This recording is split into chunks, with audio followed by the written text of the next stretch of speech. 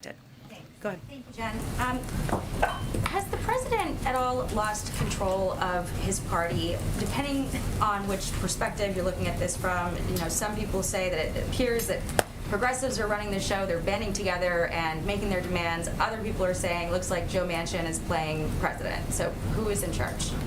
Well, this is how democracy works. I know it feels foreign because there wasn't much that happened over the last couple of years, but how it works is the American people elect their elected officials. The President of the United States puts forward a bold and ambitious proposal, and then everybody negotiates about it. And they have different points of view. That's how democracy should work. We're in the midst of it right now. We're not trying to paint over how messy it looks from the outside. We know that.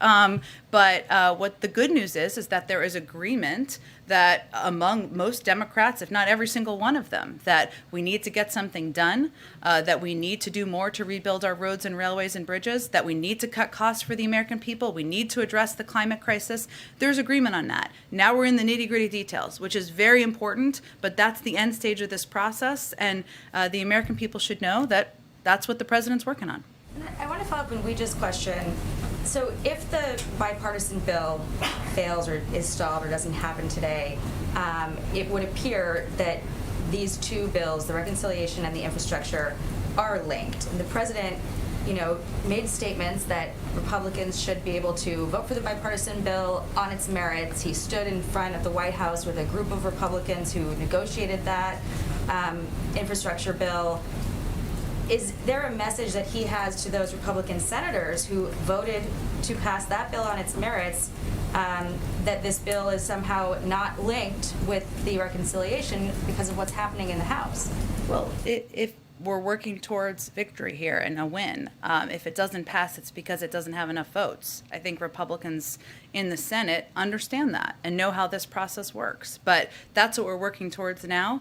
That's what the president's been making phone calls about. That's what we have his schedule cleared for this afternoon. And I'm not going to make a prediction of what the outcome will look like several hours from now. The vice president, she was a senator as recently as this year. Yeah.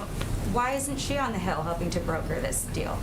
Well, the vice president had the CBC over, the CHC last week. She's been making calls herself, just like the president. If it's constructive for her to go to the Hill or for him to go to the Hill to have members down here, they'll do that.